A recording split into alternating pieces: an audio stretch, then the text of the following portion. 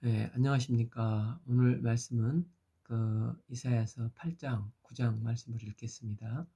요절 말씀은 9장 6절. 이는 한 아기가 우리에게서 낳고 한 아들을 우리에게 주신 바 되었는데 그의 어깨는 정사를 메었고 그의 이름은 기묘자라 모사라 전능하신 하나님이라 영존하신 아버지라 평강의 왕이라 할 것입니다. 이사야 8장은 하나님과 함께하고 말씀으로 기준이 세워지면 그의 삶이 정리된다는 말씀입니다. 본문은 그래서 하나님은 에, 끝내신다고 하면서도 또 말씀하시는 포기치 못하는 그 하나님의 애절하신 사랑이 잘 나타나 있습니다. 여호와께서 내게 이르시되 너는 큰 서판을 가지고 위에 통문자로 마헬살 라하스바스바스라 하는 아하스 왕을 그렇게 돌이키라고 했는데 돌이키지 않으니까 이사야를 보냅니다. 이사야에게 피켓에다가 마엘살랄 하스바스라고 쓰라 하십니다. 노력이 빠르다는 뜻인데 한마디로 곧 망할 것이다 라고 피켓을 시위하라고 합니다. 이 내가 진실한 증인 제사장인 우리야와 에베레기야의 아들 스가랴를 불러서 증언하게 하라 하시더니 그리고 나서 이를 확증하기 위해서 두 명의 증인을 세우는데 가장 신뢰할 만한 제사장 우리야와 스가랴를 세우라고 합니다. 3. 내가 내 아내를 가까이하며 그가 임신하여 아들을 낳은지라 여호와께서 내게 이르시되 그 이름을 마엘살랄 하스바스라고 하라. 이제 둘째 아이를 낳았는데 하나님은 그 이름을 지어서 그러니까 아람을 무너뜨린다는 뜻으로 이제 에, 에, 그들 것을 노력해 올 것이다라는 뜻으로 한마디로 곧 망함이라고 지으라는 것입니다. 이는 이 아이가 내 아빠, 내 엄마 부를 줄 알기 전에 다마색은 아람, 다메섹의 재물과 사마리아는 북이스라엘, 사마리아의 모든 노량물이 아수르 왕 앞에 옮겨질 것임을 말씀하십니다. 그리고 이제 그러니까 망한다는 한 줄을 가지고 일곱, 여덟, 아홉 반, 아홉 반의 반 그렇게 하면서 길게 계속해서 반복해서 말씀하시는 건데 여기서 이제 하나님의 애타는 마음을 읽을 줄 알아야 하는데 이제 마지막 기회니까 제발 돌이키라는 것입니다.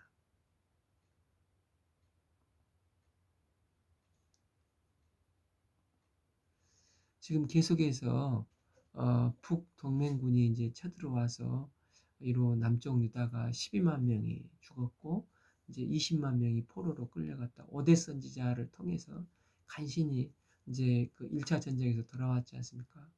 그러면 이런 위기에 또 처하면은 당연히 하나님께서 도우셨기 때문에 하나님을 더 의지해야 되는 게 아닙니까? 그런데 이 아하스 멍청한 왕은 그 위에 있는 이제 하나님을 의지하기보다 이제 그 아람 위에 있는 현재 보이는 아수르를 나의 아버지 하면서 의지를 하고 있는 것입니다. 그래서 금은 보화를 보내서 도와달라고 약속을 받고 나와서 이제 하나님 말씀보다도 아스르 왕에 꽂혀서 더 그를 믿고 있는 것입니다. 계속해서 아하스의 문제는 하나님을 의지하지 않고 보이는 것을 의지하는데 결국은 실패할 것을 계속 말씀은 강조하고 있습니다.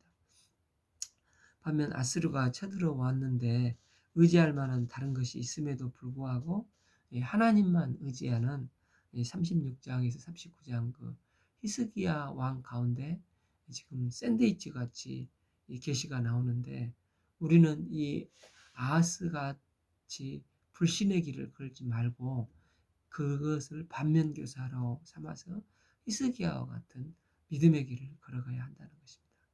이제 이 아수르를 의지하면 좀 빨라 보이는 착각을 할 수가 있다는 것입니다. 동맹군이 화염같이 어마어마하게 보이니까 이제 센 아수르를 의지하면 되겠다 해서 아수르의 길을 가는 것을 기뻐하고 있습니다. 여호와께서 다시 내게 말씀하여 이르시되 이 백성이 천천히 흐르는 실로아 물을 버리고 르신과 르말리아의 아들을 기뻐하느니라. 그러니까 여기서 실로아는 실로아 물이죠. 그러니까 성 밖에 있는 이 기혼 샘의 그 샘의 물을 깊게 터널을 파서 수평으로 뚫어서 이스라엘 성 안으로 끌고 들어와서 거기에 이제 이물 웅덩이가 이제 실로암 물입니다. 그러니까 이제 이 수평으로 거의 수평으로 이렇게 그 물이 흐르게 되어 있습니다. 그래서 이제 히스기야 때 완성을 시켰는데 아마 이제 당시는 초창기로 이 샘물이 있었던 것 같은데 이것은 그 하나님을 실로함은 상징을 합니다. 그래서 우시아는 에, 우시아는 그 아하스는 뭐야 천천히 흐르는 것 같이 응답이 천천히 오는 것 같은 하나님을 의지하지 않고 빠르게 응답이 오는 이 아수르를 의지하는 것입니다.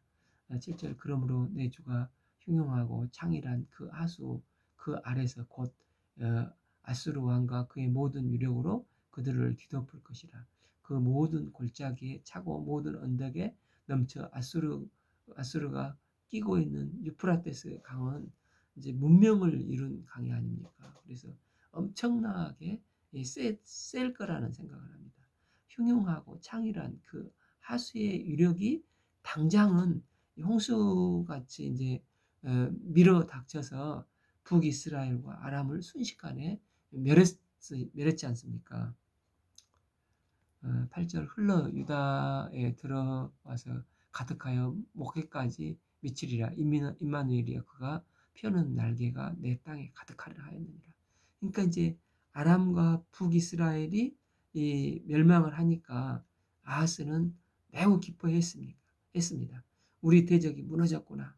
그런데 착각하지 말라는 것입니다. 북이스라엘과 아람을 무너뜨리는 세력이 너희도 그냥 놔두겠냐 하는 것입니다. 히스기야 왕 때 실제 이제 유다까지 망하게 하려고 공격을 하면서 참 남유다가 풍전등화에 몰렸지 않습니까? 그러니까 처음에는 좋지만 사람 의지하면 결국 너도 북이스라엘이나 아람처럼 죽는다는 것입니다. 아수르와 세상은 똑같습니다. 우리가 이제 돈을 의지하면 당장 뭐가 되는 것 같습니다. 그러나 결국은 그것은 다 무너지게 됩니다. 반면 어떤 상황에도 하나님만 의지하면 우리는 벗어날 수가 있습니다. 그래서 우리는 하나님을 기다려야 합니다. 우리가 저 창세기 아브라함을 보면 서두르지 않고 믿음으로 기다리면 하나님은 이삭을 주십니다. 반면에 서두르면은 이스마엘을 주시는 것을 보게 됩니다. 그러니까 이제 서두르다가 이스마엘을 얻어 혼란에 빠지지 말고 천천히 흐르는 실로암 같이 그러나 정확하신 때에 신실하게 인도하시는 하나님을 기다리고 약속의 자녀인 이삭의 열매를 맺어 그 이삭이 기쁨 희락이라는 뜻이지 않습니까? 그래서 기쁨과 희락이 넘치는 믿음의 승리의 삶을 살 수 있기를 기도합니다. 구 너희 민족들아 함성을 질러보아라. 그러나 끝내 패망하리라. 너희 먼 나라들아 들을지어다. 너희 허리의 동이라. 그러나 끝내 패망하리라. 너희 허리띠를 따라 그러나 끝내 패망하리라. 그러니까 핵심 단어가 계속 끝내 패망하리라 하지 않습니까? 그러니까 아하스 네가 뭔 짓을 해도 하나님을 의지하지 않으면 너는 심판받는다. 그러니까 아수르 찾고 별짓 다 해도 되는 것이 아니라 말씀대로 되는 것이라는 것입니다. 이미 주어진 답이 우리에게는 말씀 안에 있는데 답을 쳐다보지 않고 지금 무슨 짓을 하고 있느냐 하나님의 책망의 음성입니다. 이 아수르 의지하면 당장은 내 대적인 이스라엘과 이 아람이 망하지만 그 여세를 몰아서 나도 망한다는 것을 아는데 미련한 짓은 안 되고 하나님만 의지해야 한다는 것입니다.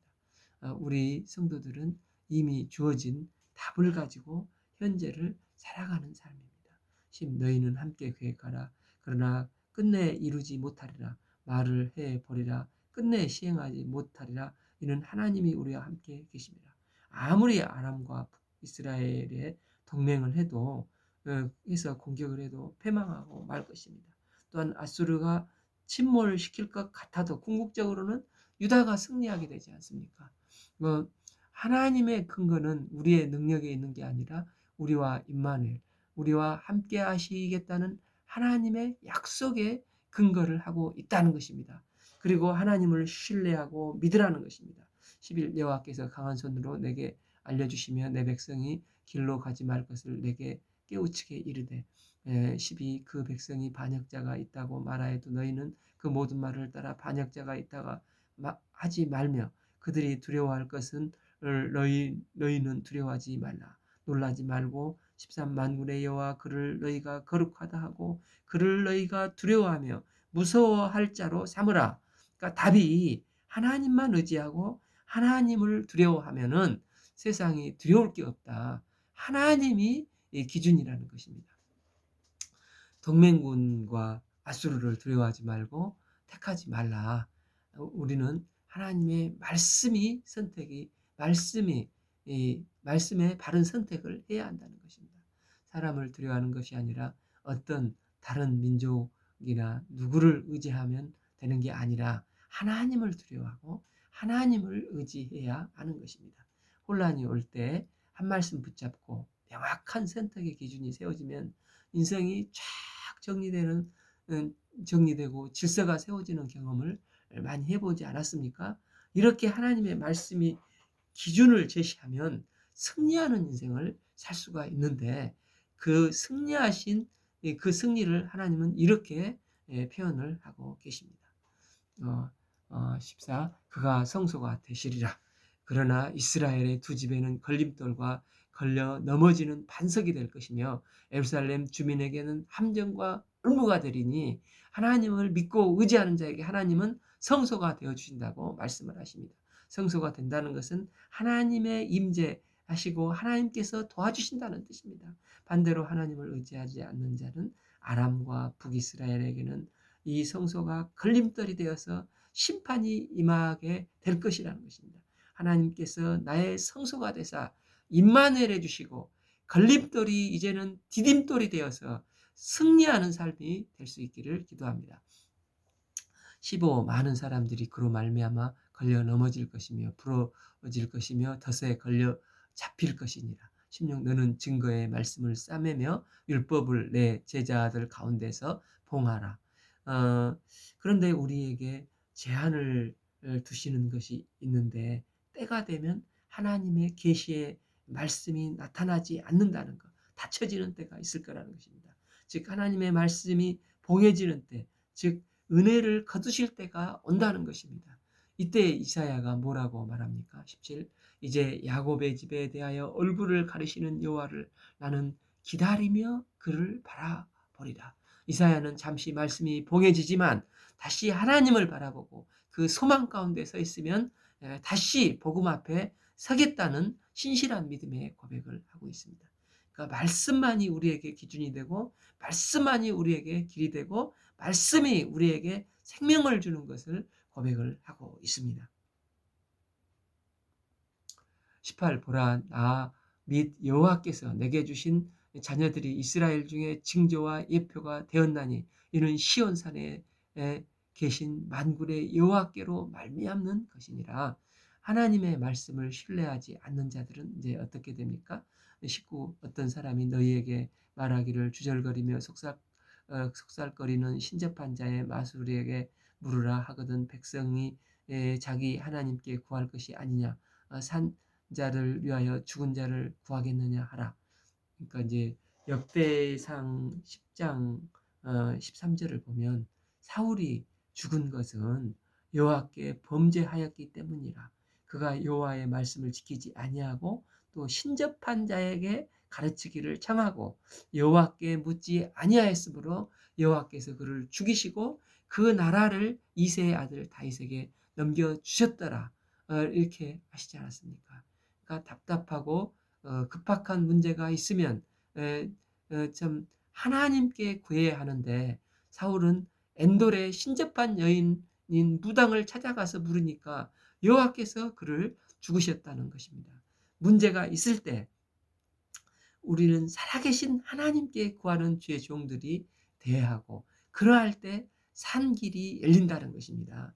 그래서 이신 마땅히 율법과 증거의 말씀을 따르라 하십니다. 하나님을 신뢰하는 자에게 피난처가 되셔서 성소가 되어 주십니다. 우리가 신뢰할 수 있는 분은 오직 여호와 하나님 한 분밖에 없습니다. 반면에 이 말씀을 준행하지 아니하면 그들이 정녕 아침빛을 보지 못하고 걸림돌이 되어 넘어지고 패망할 것이랍니다. 20일 그 땅으로 헤매며 곤고하며 굶주릴 것이라. 그가 굶주릴 때에 격분하며 자기의 왕과 자기의 하나님을 저주할 것이며 위를 쳐다보거나 22 땅을 굽어보아도 환난과 흑암과 고통의 흑암뿐이니라. 그들이 흑암 가운데 쫓겨 들어가리라. 이제 우리가 이사야처럼 여호와를 기다리는 또 바라보는 고백을 통해서 흑암 속에서도 하나님만을 바라보고 고백하는 매일매일 이런 승리하는 믿음의 삶을 살 수 있기를 기도합니다. 이제 이사야 9장은 북이스라엘에 대해서 하나님께서 이제 심판하실 것이다 말씀을 하시는데 이 본질을 붙잡으라는 말씀입니다. 하나님을 의지하지 않으면 방금 보았듯이 흑암이 임하게 되고 흑암 가운데서 심판을 받게 됩니다. 그러나 하나님은 그런 가운데서도 또 포기치 아니하시고 이 흑암에 있는 곳에 그날에는 빛을 보내주신다는 것입니다. 이 빛이 누구입니까? 이 메시아 되시는 예수님이십니다. 우리는 빛을 만들어낼 수가 없기 때문에 빛은 외부로부터 와야 되는데 이 약속된 말씀대로 오신 이 하나님 되신 예수님을 영접하게 되면 빛 가운데 살 수가 있게 된다는 것입니다. 1절 전에 고통하는 자에게 흑암이 없으리로다. 이쪽에 여호와께서 스불론 땅과 납달리 땅이 멸시를 당하게 하셨더니 후에는 해변길과 요단 저쪽 이방의 갈릴리를 영화롭게 하셨느니라.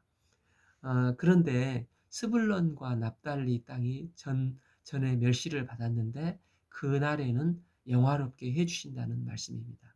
그러니까 이제 북이스라엘의 영토를 보면 중심지인 그 열 지파 중에서 그 구약에서 그 요셉 지파, 그 에브라임과 므낫세죠. 여기가 이제 중심을 형성했지 않습니까? 변두리는 갈릴리라는 지역에 속해 있는 접경 지역인 스불론과 납달리였습니다. 그래서 북쪽에는 레바논도 있었고 또 아람도 접하고 있어서 여기는 공격을 많이 당했고 버려진 땅, 고통의 땅이라는 별명이 있었습니다. 그래서 심지어 얘를 낳았을 때도 아빠가 누구인지도 모를 정도로 피가 섞여 있는 마치 그 우리 조선시대의 여진족과 국경을 접하고 있는 평안도 함경도 같은 그런 동네였습니다. 그러나 이제 12장 1절 그날에 하나님께서 오히려 이 땅을 영화롭게 하시고 지금 에브라임 땅 중에 정점이 있는 곳이 이제 사마리아인데 에브라임, 므낫세 이 사마리아는 다 심판하실 것이라는 것입니다.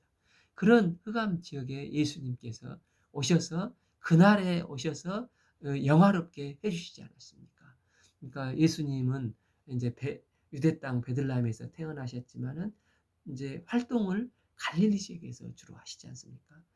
이 흑암에 행하던 백성이 큰 빛을 보고 사망의 그늘진 땅에 거주하던 자에게 빛이 비추도다. 이 소망의 메시지가 이제 12장까지 이어지는데 우리 신약 백성은 이게 이제 빛 대신 예수님이 오셨음을 알고 있습니다. 이제 이 빛이 오면은 어떤 결과를 가져오게 됩니까? 3. 주께서 그 나라를 창성케 하시며 즐거움을 더하게 하셨으므로 추수하는 즐거움과 탈취물을 나누게 됩니다.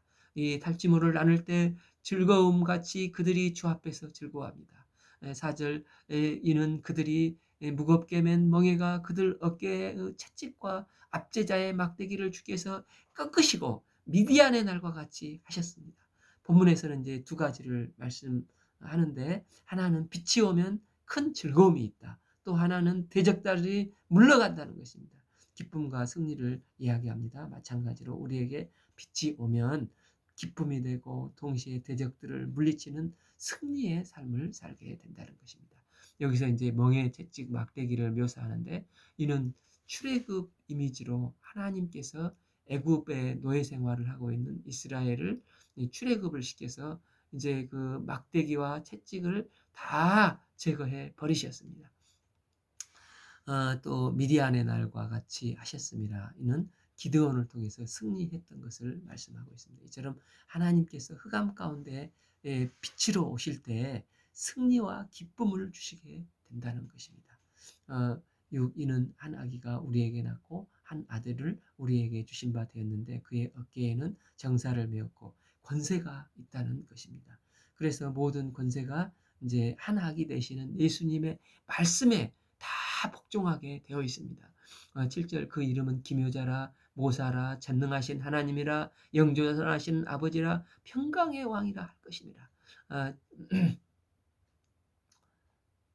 이제 이 이후로 영원히 정의와 공의가 그것을 보존하실 것이라, 만군의 여호와의 열심히 일을 이루시리라. 이는 메시아에 대한 예언의 말씀이지 않습니까? 여기서 그 이름이 이제 5가지로 나오는데, 히브리어의 이름이라는 말이 쉔이라는 단어인데, 이제 부른 호칭보다도 번질의 뜻이 있다는 것입니다. 그래서 예수님의 이름에 능력이 있다는 것보다, 능력이 있다는 것은 단순히 호칭으로서 이름보다도 이 쉔의 개념으로 예수님의 본질의 능력이 있다는 것입니다. 첫째, 기묘자. 영어 성경에 이제 원더풀, 놀라운 일이 예수님을 영접하면 일어난다는 것입니다. 흑암 가운데 있는 우리에게 본질인 예수님이 우리 마음속에 쏙 들어오시면 빛이 임하게 되고, 우리 가운데 놀랍고 기이한 이 원더풀한 이 일이 계속 이루어진다는 것입니다. 예수님이 오셔서 가르치실 때 다 놀라고, 병자가 쫓아내실 때마다 놀라고, 귀신을 쫓아내실 때마다 다 놀라지 않습니까? 우리 삶 가운데 예수님을 주인이 되시면 이런 놀라운 일들이 매일매일 터져 나와서 원더풀, 원더풀 하는 것입니다. 둘째, 이제 모사, 이 카운셀러입니다.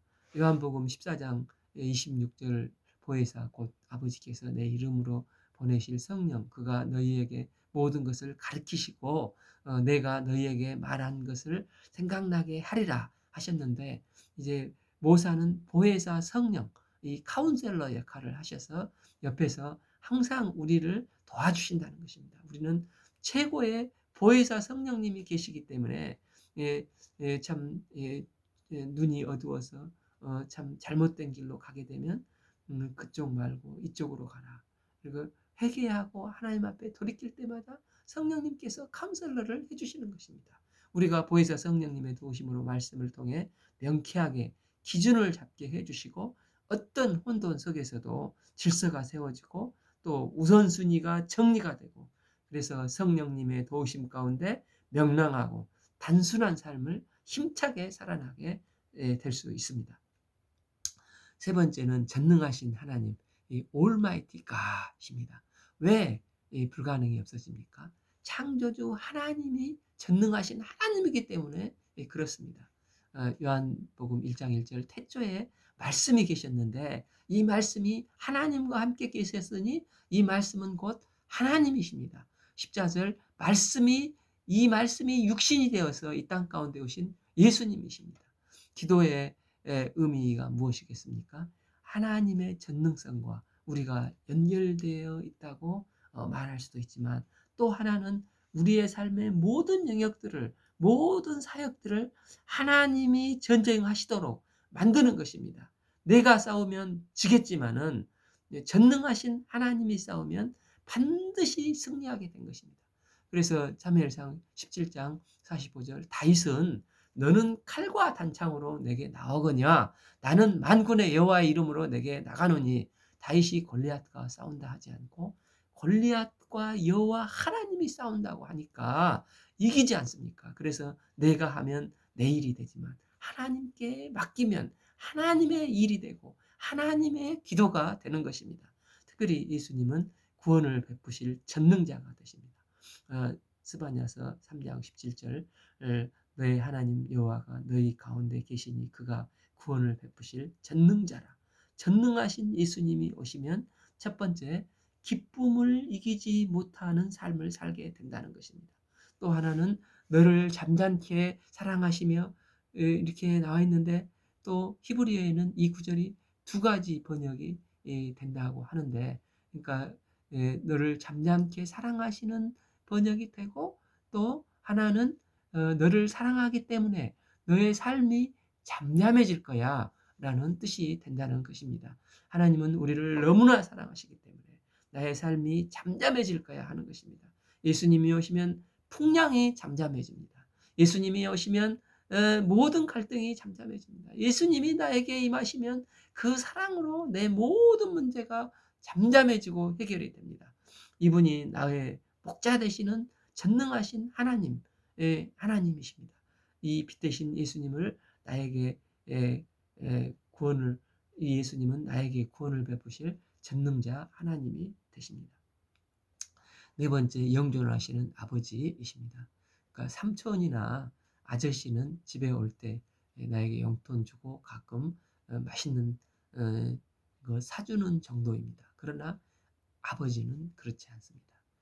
아버지는 엄청난 쇼킹한 것은 없는데 그러나 아버지는 늘 그 자리에서 잠잠히 나를 지켜보시고 또 내가 가장 어려울 때 나에게 손을 내미시는 분입니다. 그 탕자의 비유를 보면은 또 언제든지 참 돌아갈 때 아직도 상거가 먼데 나오셔서 환영해 주시고 맞아주시고 축복해 주시는 분이 아버지이십니다. 이 아버지는 영존하시는 아버지가 되십니다. 마지막으로 평강의 왕이 되십니다. 환경이 좋아진다는 것도 있겠지만 어떤 조건에서도 이 절대 평강이 임한다는 것입니다. 사도행전 12장을 보면 야고보가 순교당하고 베드로는 옥에 갇혔는데 상황이 참 안 좋은데 베드로는 그곳에서 잠을 자고 있지 않습니까? 그러니까 하나님이 주시는 절대 평강이 내 마음에 있다는 것입니다. 이 평강의 왕이니까 그렇다는 것입니다. 예수님을 믿으면 이처럼 환경을 넘어서서 절대 감옥에서 죽음을 대기한 상태에서도 평강에 잠을 잘 수가 있다는 것입니다. 이유는 빛 대신 예수님이 나와 함께 하시기 때문입니다. 예수님을 영접하면 이 다섯 가지가 예수님의 본질이 예수님을 이 본질이 되는 거라는 것입니다. 이분이 예수님이신데 우리가 어떻게 예수님을 찬양하지 않을 수가 있겠습니까? 주께서 야곱에게 말씀을 보시면서 그것을 이스라엘에게 임하게 하셨은즉 야곱에게 말씀을 보냈던지 창세기 32장에 이제 그 야곱이 변하여 황태자 이스라엘이 된다는 것입니다. 야곱의 특징이 무엇입니까? 움켜잡자. 이게 에고로 잡히고 이제 내 힘으로 성실로 그러니까 이제 이 사기꾼 같이 그런 모습이 있지 않습니까? 그런 야곱이 이제 야복강에서 하나님의 천사와 밤새 씨름하여서 천사가 환도뼈를 치니까 이제 그가 그 강한 자아가 이제 늑골이 되어서 하나님의 황태자인 이스라엘로 이름이 바꿔지지 않습니까?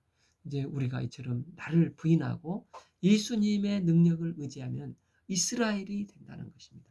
구 모든 백성 에브라임과 사마리아 주민이 알 것이거늘 그들이 교만하여 완악한 마음을 말하기를 십 벽돌이 무너졌으나 우리는 닷없는 돌로 쌓고 또 폭나무가 찍혔으나 또 우리는 백향목으로 그것을 대신하리라 이렇게 교만하고 자고하다는 것입니다. 11절 그러므로 여호와께서 르신의 대적들을 일으켜 그를 치게 하시며 그의 원수를 격동시키리니 북이스라엘은 이렇게 계속해서 내 힘으로 할 수 있다 하면서 정신 교만함을 주장을 하고 있습니다. 교만해하고 있습니다. 그러니까 하나님이 이 몽둥이로 치시더라도 내 힘으로 일어설 수 있다고 하는 것입니다. 12 앞에는 아람 사람이요 뒤에는 블레셋 사람이라 그들이 모두 입을 벌려서 이스라엘을 삼키리라. 하나님은 이렇게 삼키리라고 하십니다. 이스라엘에게 회개치 않으면 하나님은 동시에 두 대적을 일으키실 것을 하나님이 얼마나 진노하시는지를 알 수 있습니다. 그런데도 교만한 이스라엘은 하나님께 돌아오지 않았습니다. 하나님께서 고난을 주신 목적이 무엇입니까? 내가 할 수 없음을 깨달으라는 것입니다. 이 고난의 특징은 내가 할 수 없음을 더 깨닫고 고난을 주시기 때문에 이제는 주님만 의지해야지. 주님이 나의 목적이지. 그렇게 해야 되는데 이스라엘은 더 교만에 빠져서 결국은 북이스라엘은 나가지 않습니까? 13 그리하여 그 백성들이 자기들을 치는 이에게 돌아오지 아니하며 만군의 여호와를 찾지 아니하도다. 여호와를 찾지 아니하도다. 이 뉘앙스가 여전히 불신하며 하나님을 원망하며 하나님을 탓하는 것입니다. 그래서 결국 교만한 마음은 끝끝내 하나님의 심판으로 이어질 수밖에 없다는 것입니다. 14 그러므로 여호와께서 하루 사이에 이스라엘 중에 머리와 꼬리와 종려나무 가지와 갈대를 끊으시리니 15 그 머리는 곧 장로의 존귀한 자여 그 꼬리는 거짓말을 가리키는 선지자라. 하나님은 그들을 한순간에 끊어버리시겠다고 말씀하십니다. 이유는 16 백성을 인도하는 목자가 그들을 미혹하는 잘못된 길로 인도한 이 사꾼 목자가 되었기 때문이고 인도를 받는 양떼들이 멸망을 당했기 때문에 심판하시겠다는 것입니다. 그러니까 소경을 인도하면 결국 모두 죽을 수밖에 없는데 지도자들의 이 교만과 이 무지가 이 완악함이 결국은 북이스라엘을 망하게 했다는 것입니다.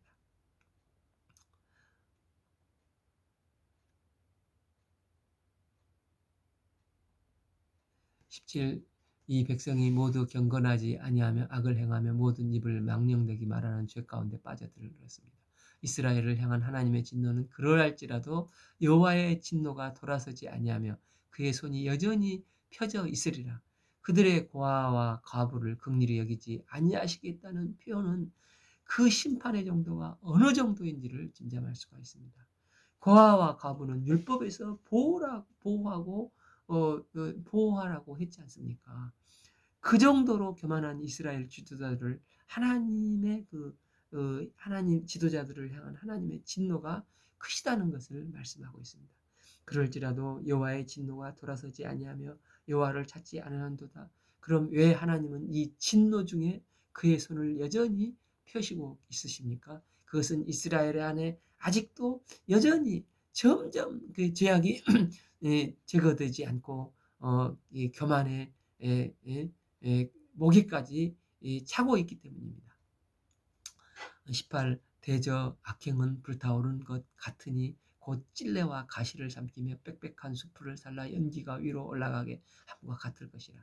19 만군의 여호와의 진노로 말미암아 이 땅이 불타리니 백성은 불의 섭과 같을 것이라. 사람이 자기 형제를 아끼지 아니할 것이며 20 오른손으로 움켜쥘지라도 줄이고 왼손으로 먹을지라도 배부르지 못하며 각각 자기 팔의 고기를 먹을 것이며 21 므낫세는 에브라임은 므낫세를 먹을 것이요 그들이 합하여 유다를 치리라. 그릴지라도 여호와의 진노가 돌아서지 아니하며 그의 손이 여전히 펴져 있으리라. 그러니까 이 표현은 서로 자기 동족을 더 이상 사랑하고 아끼지 않고 서로 이제 물고 뜯는 관계로 타락될 것이라는 것을 말씀하고 있습니다. 하나님은 진노 중에도 여전히 펴고 있는 것은 이 점점 교만해지는 자들을 대적하시는 하나님이십니다.